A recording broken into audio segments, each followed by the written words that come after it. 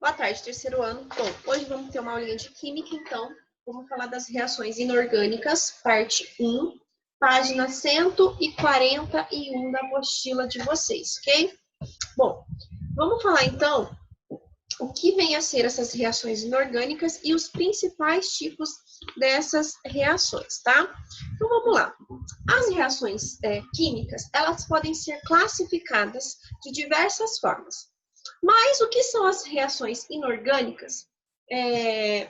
No caso aí, a gente está falando de compostos que não derivam do átomo do carbono, tá? Então, por isso que a gente está falando de reações inorgânicas. A gente está falando de compostos que são os ácidos, as bases, os óxidos e os sais, ok?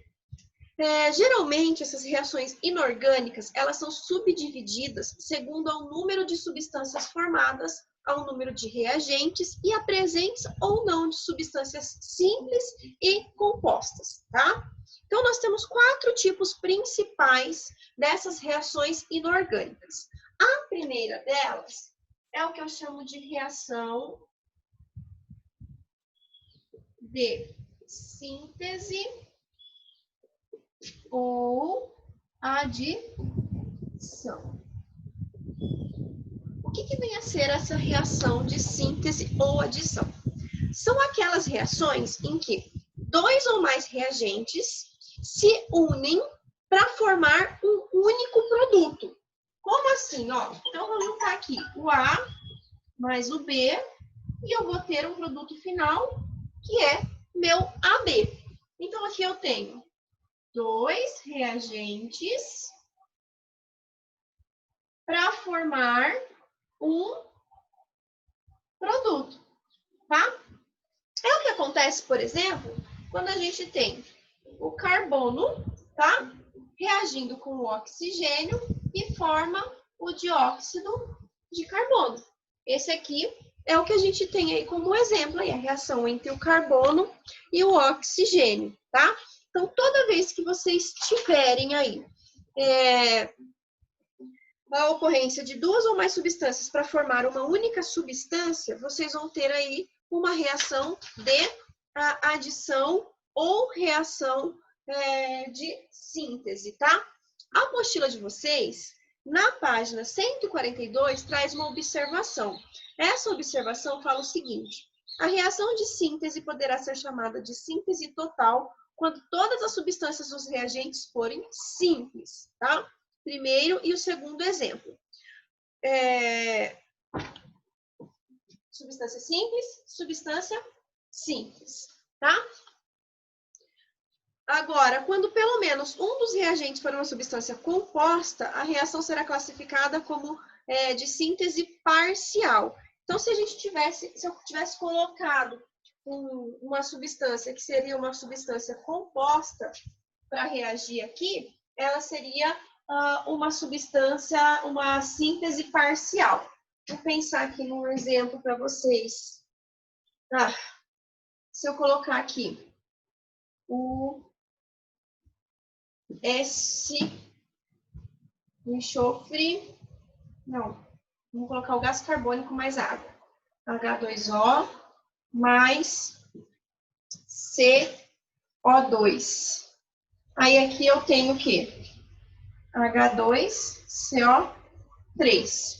Então, aqui eu tenho 2 substâncias formando uma única substância. Porém, aqui eu não tenho substâncias simples, eu tenho substâncias compostas. Então, quando a gente tem só substâncias simples, a gente tem uma síntese total. Quando eu tiver a presença de pelo menos uma substância composta, eu vou ter uma síntese parcial, tá?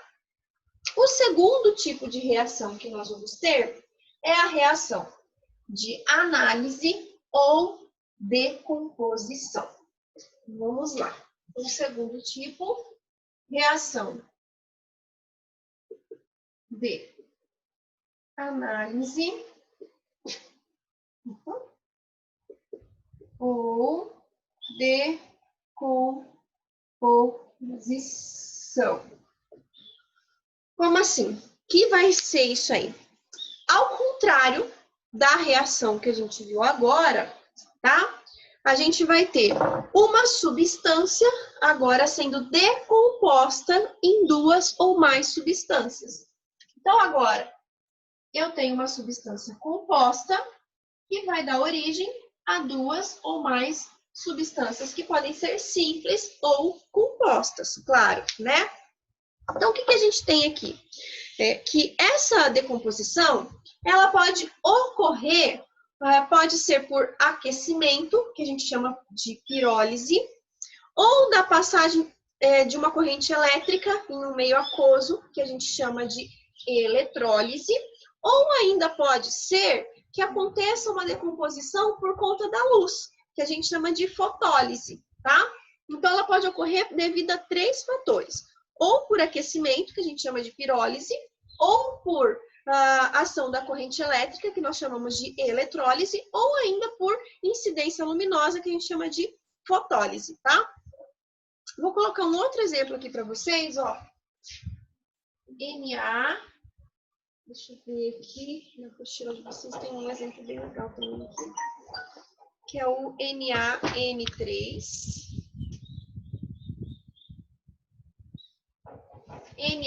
NaN3, que vai dar origem a...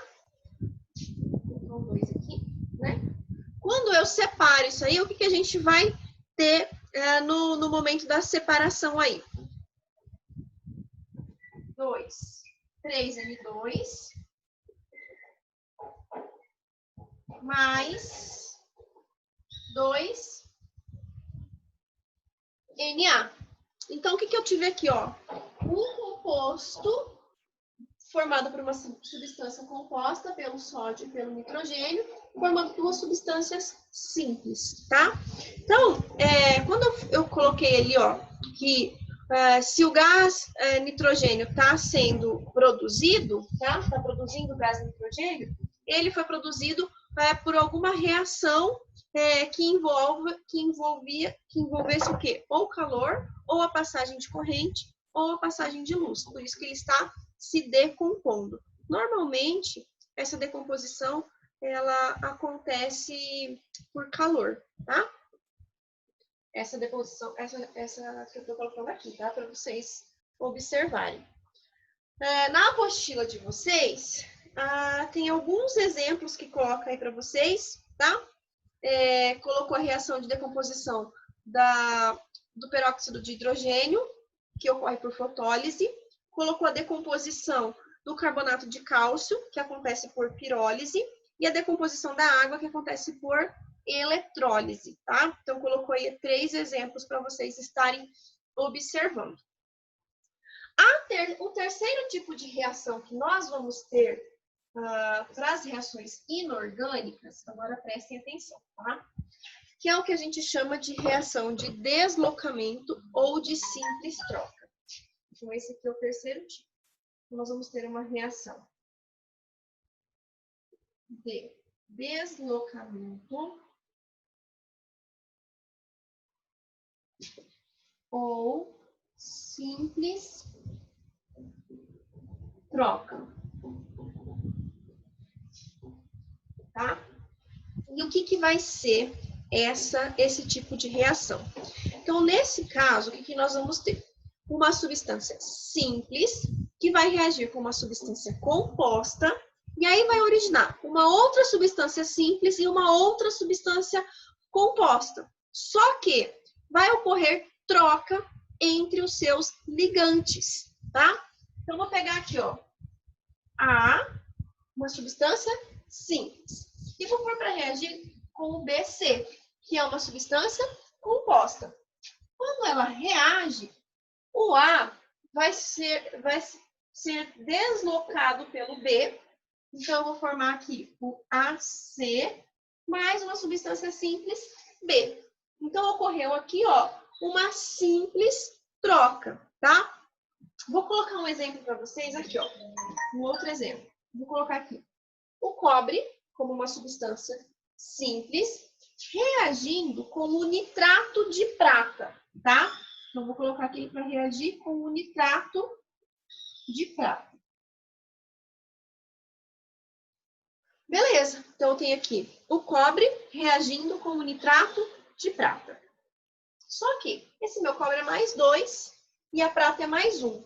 Então, quando a gente faz a troca, aqui, ó, vai ficar em, ó, 3, 2, tá? Então, quando eu faço isso, que eu tenho 2 nitratos aqui, eu tenho que pôr um 2 aqui, tá bom?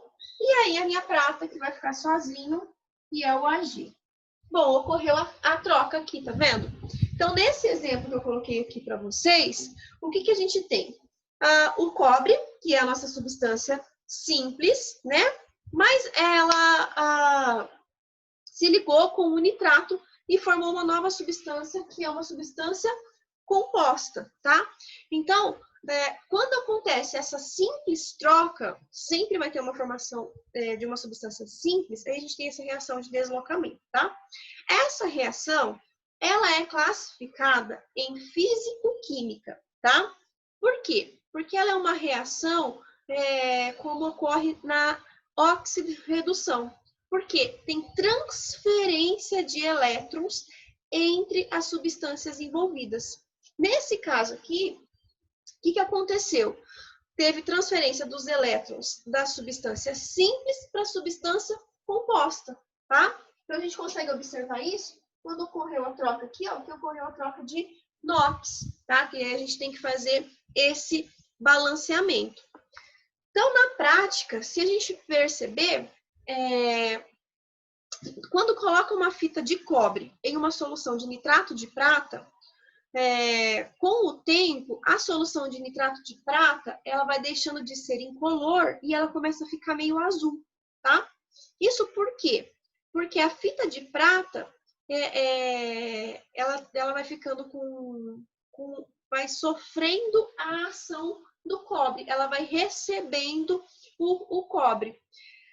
Então, ela vai sendo deslocada pela fita do cobre e o tom azulado dessa coloração vai sobrepondo aquela coloração prateada. Porque o cobre, a gente já viu lá no par, que ele tem essa coloração azulada. Então, ocorre essa transferência aí para vocês, tá? Tem uma observação importante aí na página 142 que fala assim, ó. Toda reação de simples troca ocorre com transferência de elétrons, sendo considerada uma reação de óxido-redução, né? Então, isso aí é uma coisa importante para vocês estarem grifando, tá? Isso é bastante importante vocês estarem grifando. E a nossa última reação, o nosso último tipo de reação aí que vai ocorrer é a reação de dupla troca. Vamos lá, então. Esse último tipo de reação aí ocorrendo, então, é a reação de dupla troca.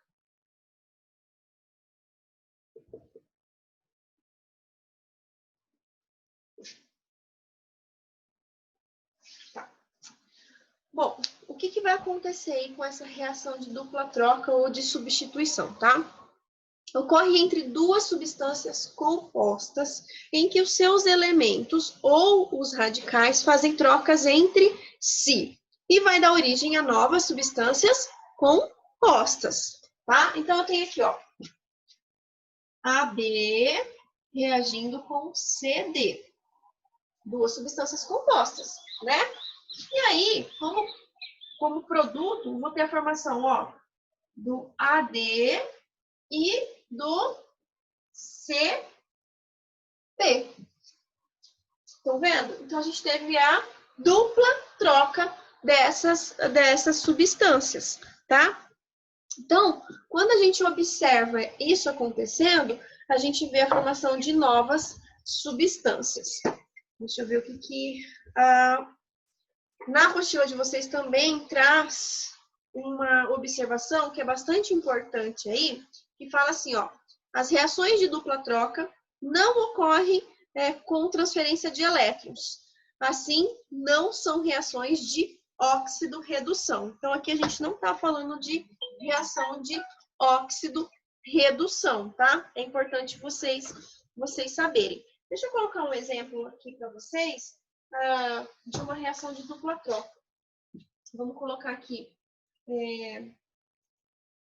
NaOH mais H2S. Então, aqui a gente tem uma reação de dupla troca para acontecer, ó.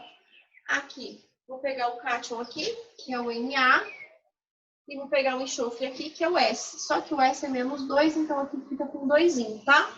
E aqui eu vou reagir o hidrogênio, como aqui eu coloquei um 2, tem que pôr um 2 aqui, vou reagir a hidroxila com o hidrogênio e vai formar 2 moléculas de água.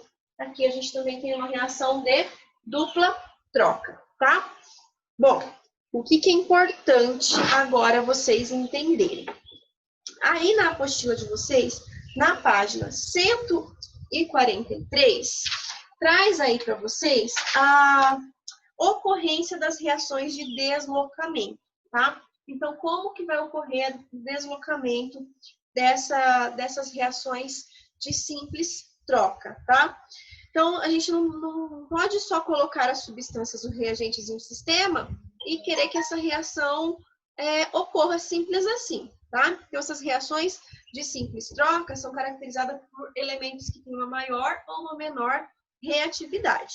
Então, aqui para vocês, mostra o deslocamento por metais. E aqui a gente tem a fila de reatividade dos metais, tá vendo?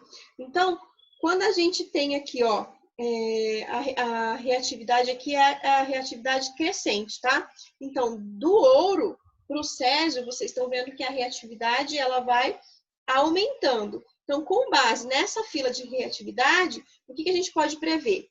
Que a ocorrência ou não das reações de deslocamento envolvendo metais vai do mais eletronegativo, que vai ceder elétron, para outro elemento menos eletronegativo. Como assim? Vamos colocar um exemplo aqui para vocês entenderem o que eu estou dizendo, tá? Aqui, traz um exemplo aqui para vocês, entre o Zn mais o cobre e o cloro.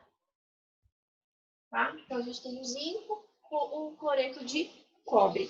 Quando vocês olham aqui na fila de reatividade química de vocês, dos metais, porque a gente tem que sempre pensar, ó, o zinco é um metal e tem que trocar de lugar com o metal. Então, a gente tem que comparar os dois. Quando a gente compara os dois aqui quanto à reatividade química, olha aqui.